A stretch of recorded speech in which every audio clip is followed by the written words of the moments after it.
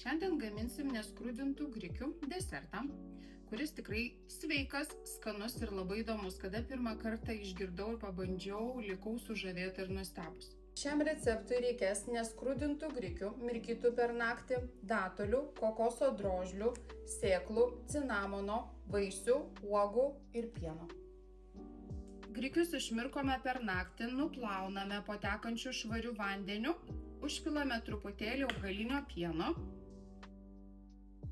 Grikius užpiltus augaliniu pienu susmulkiname su smulkintuvu. Einame susmulkinti. Paruošime datulės, kurias truputėlį susmulkiname, kad galėtume įdėti į grikius, sutrintus su pienu, kad turėtų grikiai saldumo. Supjaustytas datulės sudėsime į grikius ir pasiruošime kokoso drožles.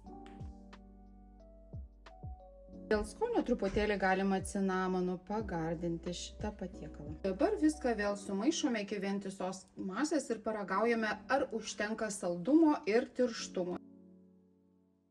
Pasiruošiam braškes, tai susismulkinam patogiais valgyti kubeliais. Ir dabar sutrintą masę paruošime, kad būtų skanu, ir papuošime uogomis.